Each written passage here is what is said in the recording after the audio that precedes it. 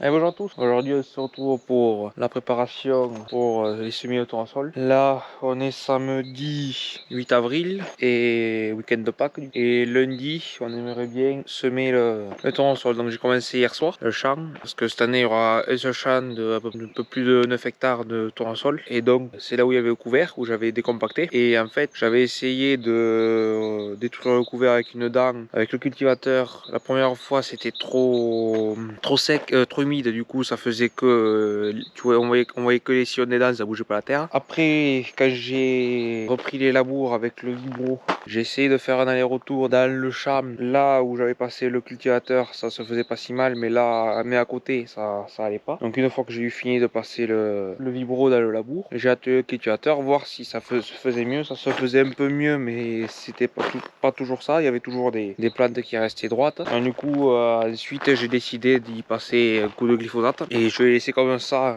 de février jusqu'à maintenant. Et voilà, maintenant je passe ça en combiné, au moins comme ça, d'un seul coup presque c'est fait. Là on fait ça, j'ai pas l'engrais, puis après soit un coup de herse plate si ça passe bien entre les dalles et la végétation, soit un coup de vibro tout seul pour enfouir l'engrais et bien finir de préparer. Bon allez, on est parti.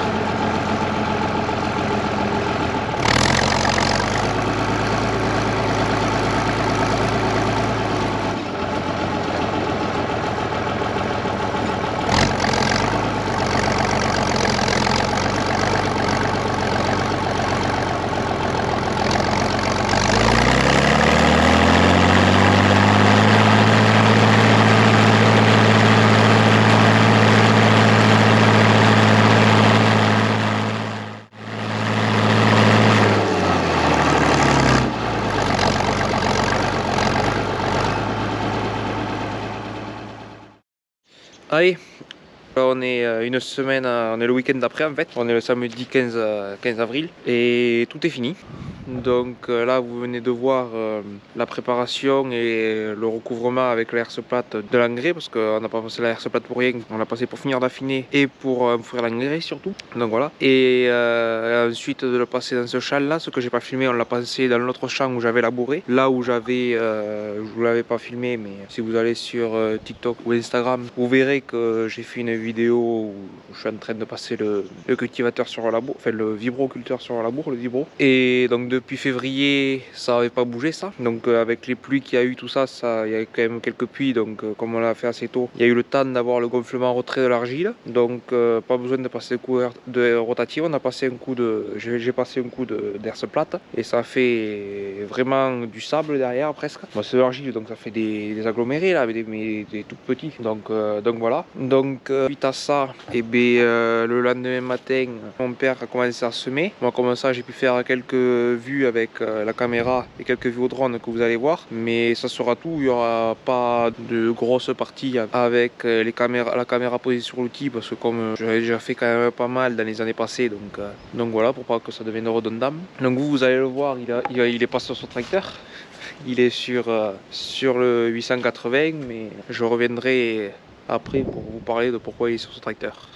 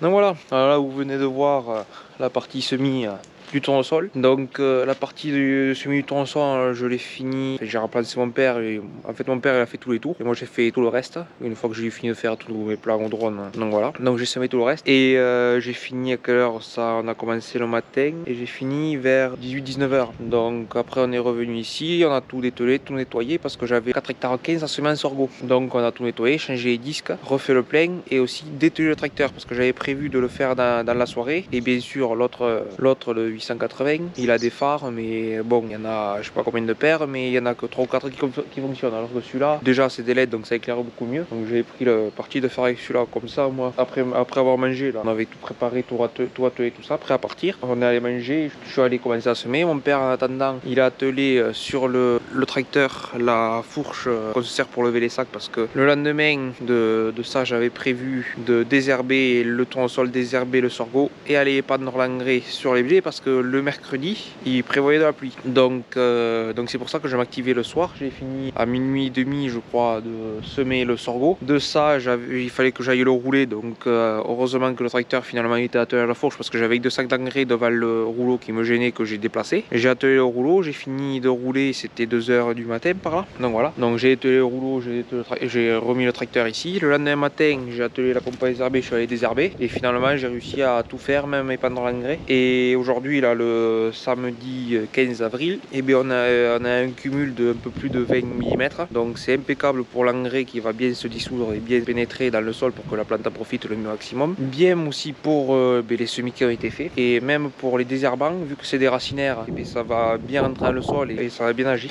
Donc voilà, donc pour l'instant, on a un peu plus d'une vingtaine de millimètres qui est tombé depuis, je vous dis, mercredi soir à hier. Donc bien étalé sur 3-4 jours, donc comme il fallait. Donc c'est à coup de 5-10 mm. Donc il n'y avait pas eu de grosses averses. Donc voilà, donc finalement ce semis a été pour l'instant réussi. On a mis même le soir, mais toujours le soir où moi j'avais commencé à semer, mon père allait mettre les canons effaroucheurs dans le tournesol parce que quand on avait semé les pois, une semaine après le champ il était bleu de palombe, donc on avait mis un canon et là ça avait bien marché. Donc il était sorti, on l'a enlevé le pois quand il est bien sorti. Et là en prévention on l'a mis dans le tournesol et on va bouger les places. On a mis les deux vu qu'il y a 10 hectares et dans les angles. Et en fait on va au fur et à mesure, là sûrement peut-être aujourd'hui ou demain, on va les changer. Au moins comme ça évitera à ce que les palombes et tout ça s'habituent au brisque. Donc voilà, donc là le semoir il a été nettoyé, prêt à dételer et voilà.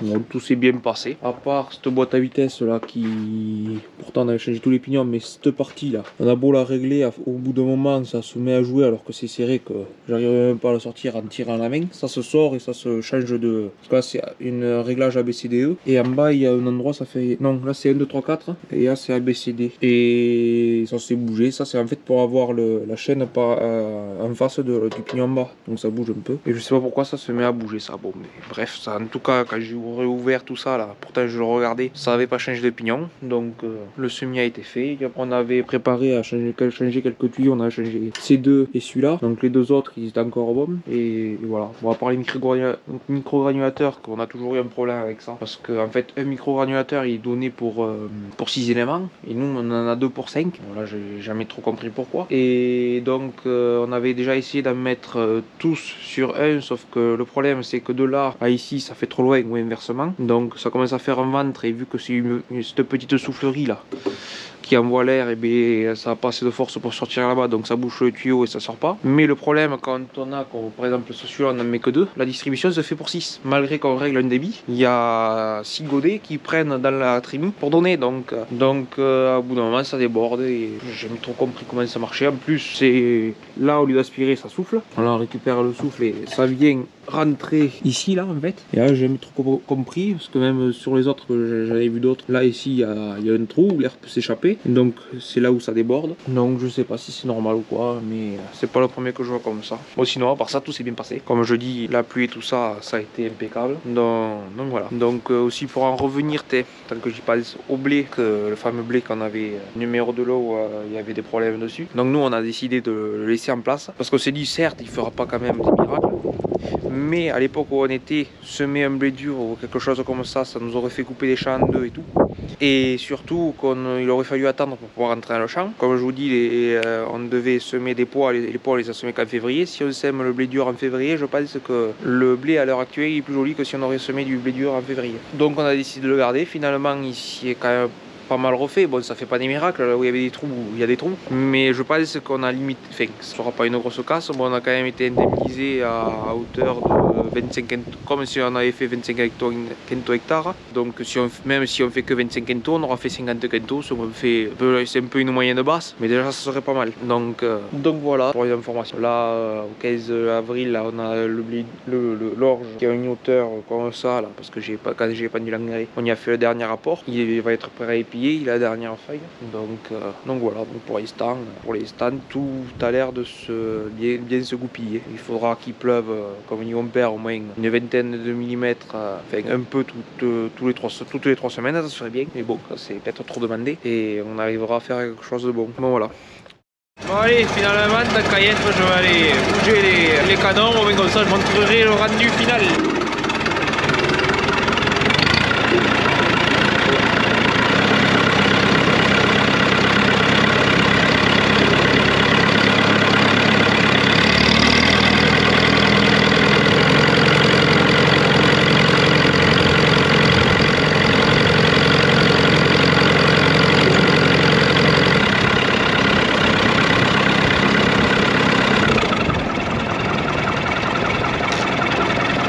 Allez, nous voilà arrivés au premier. Voilà, parce que il y a de l'eau. Donc ici, là, vous avez le sorgho qui est semé là. On voit quand même qu'il y avait quelques mottes. Dans l'ensemble, c'était vraiment bien affiné. Bon, on ne le voit plus trop là, vu que ça a été roulé. Donc on voit que dans l'ensemble, c'est fin. Ça avait fait du joli travail. Bon, ici, là, ça avait fait un peu plus de mottes sur le décompacté. Mais dans l'ensemble, ici, là, c'était un peu plus... Ça n'avait pas été décompacté. Là, c'était quand j'avais récupéré le tracteur, récupéré de la panne du 190. Donc c'était un peu plus humide. C'était un peu plus tard que ça avait été décompacté. Donc ça avait moins travaillé. Donc je sais pas si vous allez m'entendre bien avec le vent. Donc voilà. Voilà, ça a été semé. Donc là, avec ces meubles, hein, on le voit quand même que ces meubles parce que je pensais qu'il faut que je pose les pieds. Non, je sais pas si ça va recommencer à germer. Après, il fait pas chaud. Hein. Depuis qu'on a semé, il a plu. Il a pas fait extraordinairement chaud.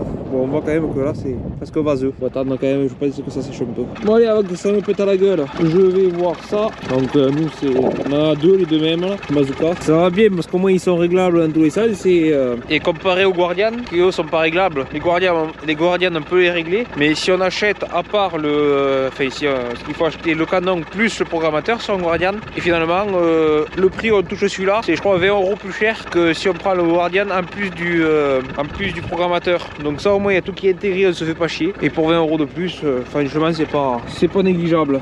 Donc c'est l'heure. Je vais voir dans combien de temps. Je sais pas pourquoi il s'est taillé celui-là. D'habitude il affiche dans combien de temps. Ah, dans 16 minutes, il vient de péter. Bon, et bien ce qu'on va faire, on va quand même le fermer. Hop, le fer déclenché. Hop, tank. 3, 2, 1.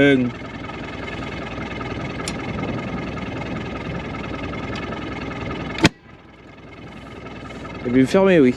On va le refaire une autre fois.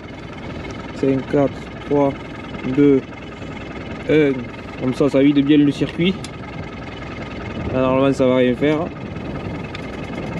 Voilà. Allez!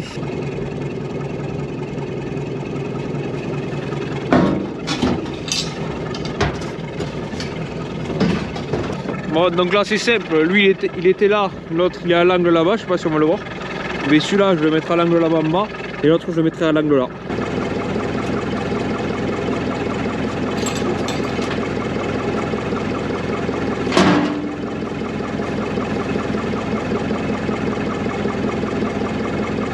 Bon allez, je vais quand même vous montrer comment ça marche. Bon d'habitude on l'éteint là, moi je l'ai pas éteint, il me semble pas. Non, je l'avais pas éteint. Donc là j'ouvre le gaz. Donc voilà, donc là quand on a ça là, quand on l'achète la première fois, on fait les réglages, donc c'est mis à l'heure là, si on met l'heure qu'il est quoi. Il est 15h05 là il me dit. Ouais 15h11. Bon on peut régler ça s'il faut. Merde. Là on va attendre que ça clignote. 15h05 je vais passer à 15h11. Voilà. Là il est à l'heure. Là c'est heure de début, donc quand il sera 7h06, là il va faire la première détonation. Et à 19h30 il va s'éteindre. Et ça c'est toutes les 17 minutes il envoie une déflagration. C'est parce que 15 minutes je trouvais que ça faisait trop proche et 20 ça faisait trop long. Donc finalement j'ai fait comme ça. Donc là on va faire un test pour le réamorcer. Donc 4, 1 et là ça va péter.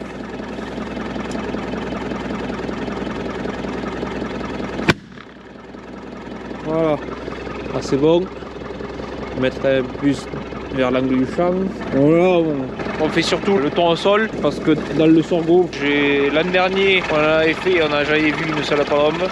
Bon s'il y a une palombe, il est pas loin de toute façon. On va fermer ça. Et on va à l'autre qui est en face là-bas, je sais pas si on le verra.